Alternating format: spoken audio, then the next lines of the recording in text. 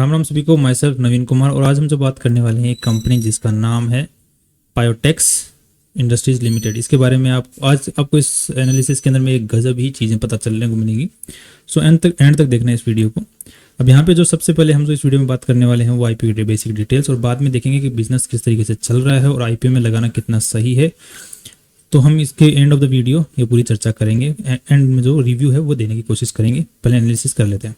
तो सबसे पहले जो बेसिक डिटेल्स होती हैं, तो 10 मई से 14 मई के बीच में इस कंपनी का आईपीओ खुलने वाला है और यहाँ पे 94 का कंपनी ने प्राइस सेट किया है। सो यहाँ पे आपको 14 करोड़ रुपीज़ की यहाँ पे कंपनी पैसे उठाने की कोशिश कर रही है और कंपनी पूरी वैल्यू लगा रही है 48 करोड़ रुपीज़ के आसपास में। सो जो यहाँ पे मालिक लोग हैं वो लगभग 30% अपनी कंपनी का यहाँ पे पब्लिक को दे रहे हैं। तो फिर भी 70% कंपनी के जो मालिक लोग हैं, प्रमोटर लोगों के पास में रह जाने वाला है। अब यहाँ पे कंपनी के जो आपको एक फाइल लगाने के लिए 1,12,800 रुपये की जरूरत पड़ने वाली है यहाँ पर। अगर पहले कंपनी करती क्या है, सो कंपनी एक्चुअली जो टेक्सटाइल बिजनेस होता है कॉटन का, सो कॉटन का मेनली टेक्सटाइल बिजनेस जो होता है उसके अंदर में काम करती है। तो यहाँ पर दो तरीके से काम करती है। एक तो जो कि ट्रेडिंग करती है कि कहीं और से खरीद लिए कॉटन के जो बेल्स होते हैं, कॉटन के जो गट्टे नहीं होते हैं भारी भारी, ठीक है, उनको खरीद लिया और बाद में आगे दूसरी कंपनियों को बेच दिया।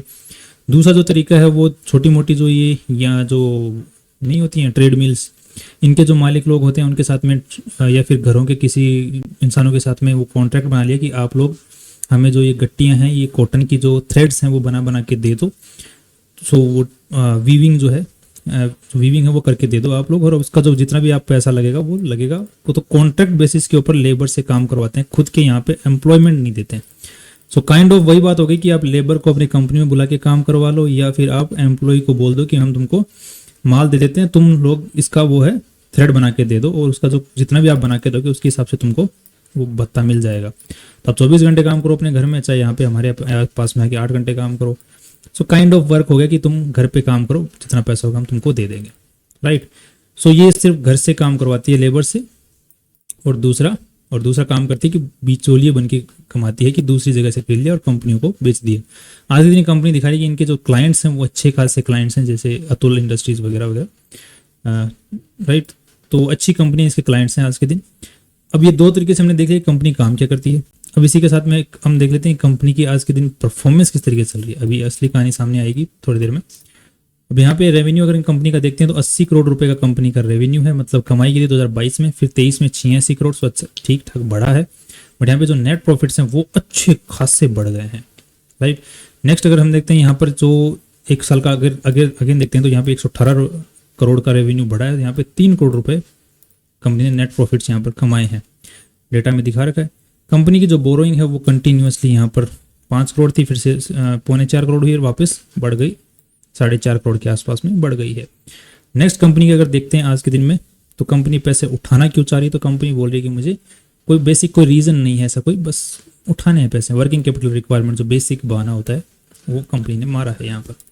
अब यहाँ पे आज के दिन अगर कंपनी में कुछ दिक्कतें जो मुझे नजर आती हैं उन दिक्कतों की बात कर लेते हैं, राइट। पहली चीज़ तो कंपनी का नाम क्या है, पायोटेक्स, राइट। तो ये पायोटेक्स का जो लोगो है ये कंपनी का रजिस्टर्ड नहीं है अभी तक, ट्रेडमार्क। इसको कोई भी दूसरी कंपनी यूज कर सकती है फ्यूचर के अंदर में, अभी तक इनके पास में कॉपीराइट नहीं है इस चीज़ का।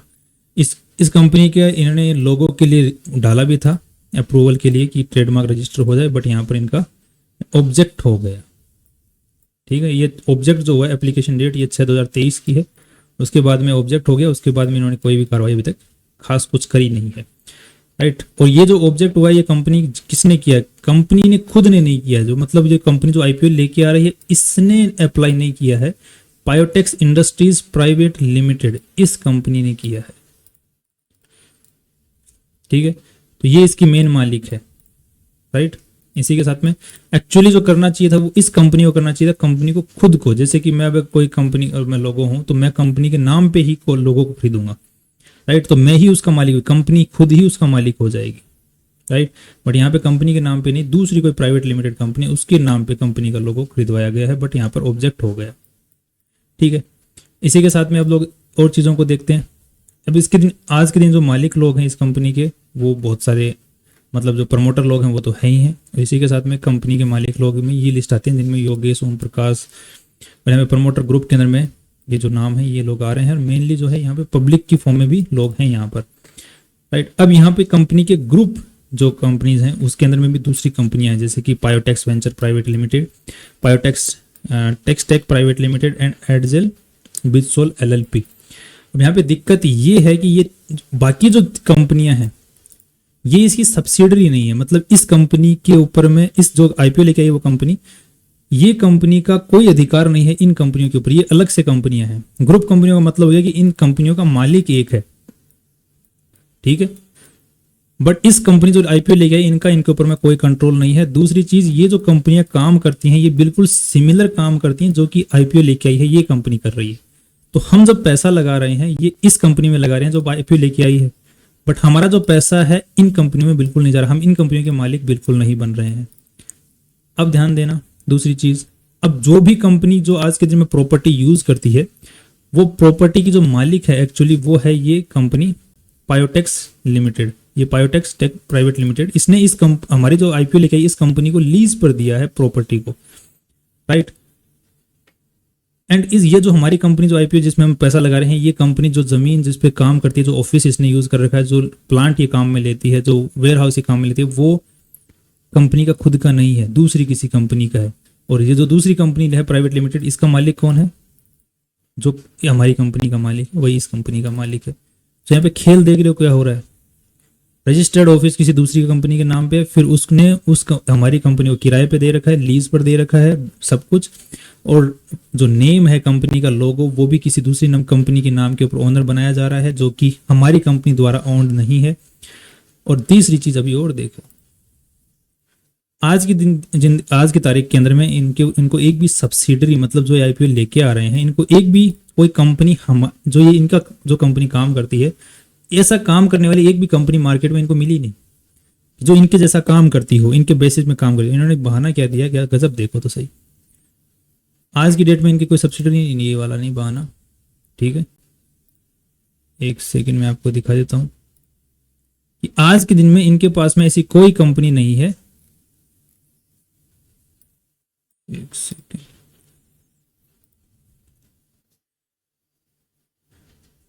कौन सी कंपनी, पियर ग्रुप के अंदर में देख लेते हैं अभी, देखी तो थी ये, okay. There are no listed companies in India and abroad that are engaged in the business of contract manufacturing trading firm for textile industry. मतलब ऐसी कोई कंपनी नहीं है जो कॉन्ट्रैक्ट मैन्युफैक्चरिंग के साथ में काम करती हो इंडिया के अंदर में। अरे तो भाई तुम कॉन्ट्रैक्ट पे काम करवा रहे हो एम्प्लॉइज से, तो तुम उनको ऑफिस में बुला के काम करवा लोगे तो तुम मैन्युफैक्चरर हो गए, और तुम वही जो सामान है उनको वर्कर्स को ले जाके घर पे दे दोगे और बोल दोगे कि तुम जितना इसमें बना के हमको देखो तो उसका तो दिहाड़ी तुमको मिल जाएगा। तो अल्टीमेटली तुम काम तो वही कर रहे हो जो मैन्युफैक्चरर करता है, बस फर्क इतना सा है कि वो ऑफिस में बुला के कर लेता है, अपनी मैन्युफैक्चरिंग फैसिलिटी बुला कर देता है, तुम घरों पे ले जाके दे रहे हो उसको अल्टीमेटली। तो तुम उन कंपनियों के साथ में खुद को कंपेयर कर सकते हो ना जो कि इस चीज का काम कर सकते, मैन्युफैक्चरर्स हैं। तो इस टाइप की तो बथेरी कंपनियां मार्केट में भरी पड़ी हैं, ये देखो 70 कंपनियां मार्केट में, एक भी नहीं मिली। गुमराह करने के भी तरीके होते हैं, बट इतना। अब इसी के साथ में अगर हम कंपैरिजन भी करके देखेंगे साथ में, और रुको अभी कंपनी के अगर हम लोग कैश फ्लो स्टेटमेंट को देखते हैं उससे पहले अगर हम बैलेंस शीट को एक बार देखते हैं तो यहाँ पे बैलेंस शीट, ये कंपनी जो बनाई गई, बैलेंस शीट में पहुंचेंगे, ये कंपनी जो बनाई गई है 2019 में बनाई गई है, इसको बनाया गया है, ठीक है, 2019 के अंदर में। इसी सिमिलर ये जो यही जो काम कर रहे हैं इसी सिमिलर दूसरी 3 कंपनियां और हैं। इस कंपनी को 2019 में बनाया गया है और बाद में 2023 के अंदर में इसको पब्लिक लिमिटेड कंपनी में कन्वर्ट कर दिया गया है पैसा उठाने के लिए मार्केट से, कि 3 साल का यूजुअली जो है एक टाइम पीरियड चाहिए होता है जब हम भी कोई भी कंपनी जब मार्केट से पैसा उठाने की कोशिश करती है तो उस रूल को फुलफिल करने के लिए। इसके बाद में पैसा उठाने की कोशिश तो करी गई है, साथ में इनके बिजनेस भी बहुत अच्छा खासा दिखाने की कोशिश की है इस कंपनी के अंदर में। अगर हम बैलेंस शीट को चेक करते हैं तो यहाँ पे 2023 के अंदर तक कोई कंपनी के अंदर में कैपिटल खास है नहीं। इसके बाद में 2024 के अंदर में इसमें कैपिटल डाला गया है, ठीक है, शेयर कैपिटल डाला गया है। साथ में ही कंपनी जितना बिजनेस करती है इसकी जो बैलेंस शीट है उसका लगभग 90% जो पैसा है वो पैसा पड़ा है ट्रेड रिसीवेबल्स के अंदर में। मतलब आपका पूरा का पूरा कंपनी जो है वो उधारी के अंदर पड़ी हुई है। मतलब आपने माल तो पूरा बेचा और जितनी कंपनी की आपकी मालकियत है, बैलेंस शीट है, वो सारी की सारी उधारी में पड़ी हुई है। 90% के आसपास उधारी में पड़ी हुई है। मतलब कंपनी है कहाँ तो फिर? आपका खुद का वेयर हाउस नहीं, आपका खुद का बिजनेस जो है उसमें आप दूसरे कॉन्ट्रैक्ट बेसिस पे काम कर रहे हो, आप माल खरीद रहे हो कंपनी के नाम पे और माल बेच रहे हो, ऐसा कोई बिजनेस यहाँ पर आपके पास में है नहीं। मशीनरी आपके पास में है नहीं, प्लांट आपके पास में है नहीं कंपनी के नाम पे। माल जो बिक रहा है बैलेंस शीट के अंदर में जीरो, कंपनी के यहाँ पे जो एक्चुअली जो नेटवर्थ होती है वो सिर्फ 4 करोड़ के आसपास में हो रही है। 90% बैलेंस शीट ट्रेड रिसीवेबल्स में पड़ी हुई है। उसके बाद में जो कमाई दिखा रहे हो वो दिखा रहे हैं कि 118 करोड़ की इस साल कमाई मतलब रेवेन्यू हुआ, जिसके अंदर में 4 करोड़ रुपए कंपनी ने कमाए हैं। अगर कैश फ्लो को चेक करते हैं तो 2.5 करोड़ नेगेटिव में जा रहा है कहाँ पैसा? बिजनेस है कहाँ?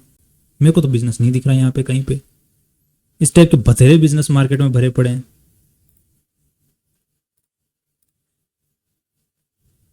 अब ये ओवरऑल जो मेरे को फाइनल जो व्यू बन रहा है कंपनी के बारे में बहुत ही ज़्यादा नेगेटिव बन रहा है। एंड ये यहाँ पर देखो, ये यहीं पे लिखा हुआ as on this prospect the over group companies Piotex, जो ये है Textech private limited entities Piotex global international and ये is engaged in the similar line of business and we have not entered into any non competent agreement. मतलब एक ही company की, एक ही मालिक की 2-4 कंपनियां वो भी सिमिलर टाइप का बिजनेस कर रही हैं और एक कंपनी के नाम पे पैसा उठा रहे हैं और साथ में कोई नॉन कॉम्पिटेंट एग्रीमेंट भी नहीं है कि आप इस टाइप का कोई बिजनेस नहीं कर सकते हैं। तो सिर्फ प्रोटेक्ट इन्वेस्टर्स का जो इंटरेस्ट है वो प्रोटेक्ट कौन करेगा? ये कंपनी है ही क्यों? सिर्फ पैसा उठाने के लिए। सो फाइनल रिव्यू मेरा यही बन रहा है कि ये कंपनी सिर्फ दिखावेबाजी के लिए मुझे लग रही है। मेरा पर्सनल व्यू है, आप अपना व्यू अपने हिसाब से रिसर्च करके बना सकते हैं। ये जो मैंने एनालिसिस किया उसके हिसाब से मुझे लग रहा है। सो मेरा पर्सनल है, आपका व्यू चेंज हो सकता है, डिफरेंट हो सकता है। आप अपने हिसाब से रिसर्च करके अपने कमेंट बॉक्स के अंदर में अपने कमेंट दे सकते हैं। बाकी मेरा जो व्यू है वो यही है कि सिर्फ पैसा उठाने के लिए कंपनी बनाई गई थी और बाकी ऐसा कोई बिजनेस मुझे दिखता नहीं है मार्केट के अंदर में, ग्राउंड के ऊपर में। So I think this company should be completely ignored. Future के अंदर में अगर कुछ ऐसा दिखता है, अगर इस कंपनी के अंदर कुछ सुधार दिखता है so we will make an another video, अगर कुछ दिखता है तो। अदरवाइज आई वुड, मैं पर्सनली अपने बेसिस को बताऊंगा कि मैं I will completely ignore this company. That's all. कल फिर मिलते हैं एक नई वीडियो के साथ में। सी यू टुमारो। इसके अंदर जीएमपी भी एक बार देख लेते हैं। एक सेकंड जीएमपी भी एक बार चेक कर लेते हैं, जीएमपी कितना ऊपर चल रहा है, जिससे कि हमें थोड़ा बेसिक आइडिया मिल जाएगी। 0%। इसका जीएमपी तो चाहे 100% चले तो भी लगाने लायक नहीं है। चलो कल फिर मिलते हैं एक नई इंपॉर्टेंट वीडियो के साथ में। सी यू टुमारो।